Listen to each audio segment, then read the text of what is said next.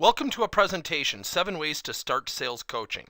Hi, I'm Tim Hagen, President of Sales Progress and Training Reinforcement Partners. Now, as you go through this presentation, I'm going to get very specific with some ideas as to why you should start sales coaching, along with some actual techniques. Now, before we begin, let me throw this out to you. Keep an open mind. I know as sales leaders that you're very, very busy. I know that you have a lot of paperwork to do. I know that there's a lot of things on your docket in terms of bringing in revenues. I also know that you're under a lot of pressure. Yet, keep one thing in mind as you go through this presentation. People will not arbitrarily get better at selling unless you, the leader and manager, challenge them. As an outsider, a third-party trainer, I never have access to them long enough to do that. Number 2, if you have a training department, they also don't have access and continuous interaction with your people to continue to challenge them. And that's where you come into play. So the first thing is change your mindset.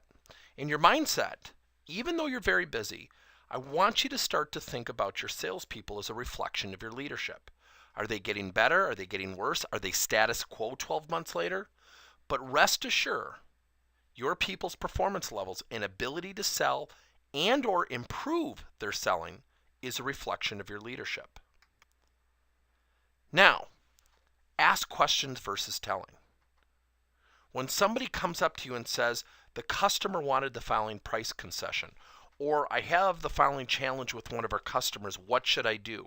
That's a defining moment. And if you just simply tell people what they should do, or here's the way I used to do it, you'll never know if they really got it. So asking questions such as, what do you think you should do? What are the 2 things that you should do to garner success? What's the one thing you think you need to do in order for that customer to come on board as a client? So again, ask questions versus telling. Now, the third thing, using questions builds perspective. What are the 2 things, John, you're going to do to overcome that objection successfully? On a scale of 1 to 5, John, 5, you're comfortable handling that price objection, or 1, you're really nervous and you could use some help. The reason we use questions is it gives us insight to where our salespeople are at. Number 4, recognize the good attributes of salespeople. And I'll give you a great example.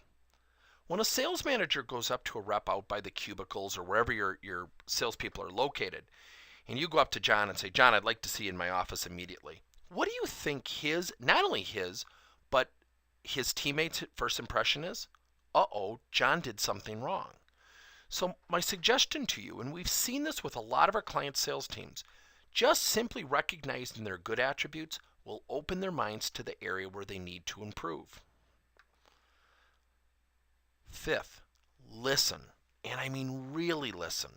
When somebody says on a scale of 1 to 5 that they're a 2, meaning they're really nervous to handle price objections, don't just go into the mode of, well, here's what you should do. Ask them, oh, that's interesting. I didn't have you that low. How come? What do you think you need to do to improve, and what could I do to assist you? Or state back what you've heard. So what I'm hearing you say, John, is at a level 2, you get pretty nervous. Is that correct? Show them that you're listening because you'll build greater engagement. And through engagement, you'll get a higher yield of discretionary effort. And leverage actions. I'm going to make the most infamous comment we make in our sales coaching course. When you talk about price objections and how to cold call and how to overcome competitor objections and how to ask for the order without coming off like a high-pressured salesperson, all of those are skill sets.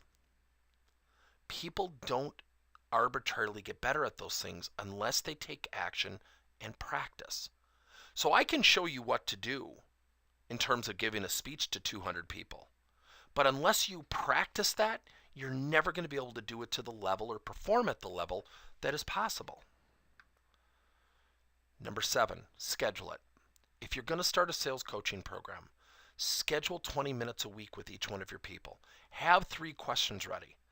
But if you're going to schedule it, don't cancel it because their association to the process will become negative and it will become a point of angst or frustration from the employee to you as their sales manager.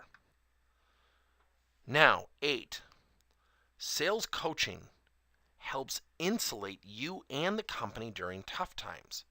We actually have 2 clients that have actually personally brought us into the office and said, thanks for taking us through your sales coaching program, Tim, because when the bad economy hit, I felt a lot more confident than I would have been because through engagement, my managers understand where each and every one of their salespeople are at. And if you don't know where your people are at, and a bad economy hits us again or gets worse, and you don't know what skill sets they have or what knowledge sets they have or what fears or anxiety they have associated with the selling process, you're at a distinct disadvantage. Now, thanks for going through this presentation. It's a very short presentation, but sales coaching is an incredible extension of your leadership. Number 2, keep in mind your employees are a reflection of you. And very often we hire and fire, but there's something in the middle, and that's development. There's motivation. There's inspiration. There's challenging people. There's role playing. There's so many things between the hiring and firing of a sales rep that can actually increase your retention, lessen your frustration, and then ultimately improve your bottom line. I hope this helped. Thanks for your time.